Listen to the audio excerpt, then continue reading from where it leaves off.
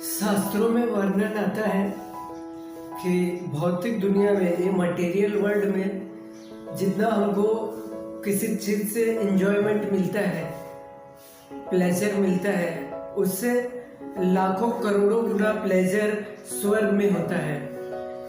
और स्वर्ग से भी लाखों करोड़ों गुना आनंद, खुशी हमें वैकुंठ धाम में मिलता है। और वैकुंठ धाम से भी लाखों करोड़ों गुना एंजॉयमेंट, खुशी, प्लेजर हमें भगवान का जो पर्सनल धाम है, गोलोक, वृंदावन, कृष्ण लोक में हमें मिलता है। तो भगवान वो सब छोड़ के, सभी लाखों करोड़ों गुना एंजॉयमेंट छोड़ के इस भौतिक दुनिया में आते हैं, जिसे शास्त्र में मृत्यु लोक भी कहा गया है, दुखालय, मृत्यु लोक। यहाँ पे जन्म मृत्यु है, सिर्फ जन्म मृत्यु, बुढ़ापा, बीमारी, मानसिक कष्ट, शारीरिक कष्ट, दूसरे जीव द्वारा कष्ट, प्राकृतिक द्वारा कष्ट, तो ये सब कष्ट है इस भौतिक दुनिया में, मृत्यु लोक है। और इसे दुखालय भी कहा गया है। जैसे जहाँ भोजन मिलता है उसे भोजनालय कहते हैं, जहाँ पे बर्फ मिलता है उसे हिमालय कहते हैं, जहाँ पे विद्या मिलती है उसे विद्यालय कहते हैं। वैसे इस भौतिक दुनिया को शास्त्र में दुखालय कहा गया है, यानी कि यहाँ पे सिर्फ दुख ही दुख है, क्योंकि ये सजा के तौर पे हमें भोगना पड़ता है, और भोगना ही है, इससे कोई नहीं बच सकता है।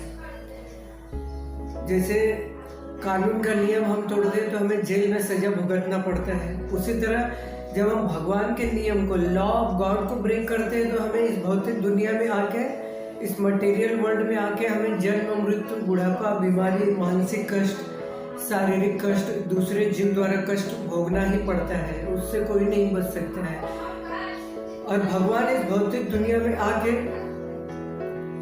जो भी लीला करते हैं, इस भौतिक दुनिया में अवतरित होकर जो भी लीला करते हैं, वो मानव जीवन को, उस ह्यूमन सोसाइटी को, उससे कुछ सिखाने के लिए ही वो अवतरित होते हैं। ऐसा नहीं कि चलो कोई काम धंधा नहीं है, टाइम पास करने के लिए लूडो खेल लेता हूँ, ऐसा नहीं है भैया। लाखों करोड़ों माता लक्ष्मी, जो कि यहाँ जो सबसे खूबसूरत लड़कियाँ होगी, सब कैटरीना कैफ, ऐश्वर्या राय को खूबसूरत मानती, वैसे लाखों करोड़ों खूबसूरत ऐश्वर्या राय को मिलाओगे तो भगवान के धाम में एक लक्ष्मी की सुंदरता कंपेयर होता है। तो वो सब छोड़ के भगवान यहाँ पे आते हैं, टाइम पास करने के लिए नहीं आते हैं। वो हम सभी मानव जाति को अपने लीला के द्वारा सीख देते हैं, क्या हमें सीखना चाहिए, क्या फॉलो करना चाहिए, क्या फॉलो नहीं करना चाहिए।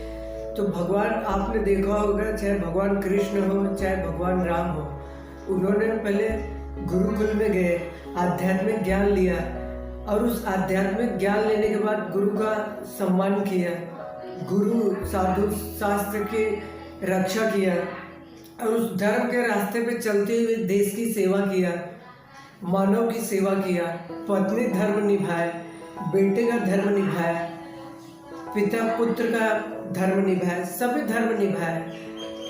अभी कुछ ऐसे ओवर स्मार्ट लोग हैं, उनको बोलोगे नहीं, पहले धर्म, पहले हमारा देश, पहले हमारा माता पिता, पहले हमारा ये, पहले हमारा फलाना, पहले हमारा ढिकाना।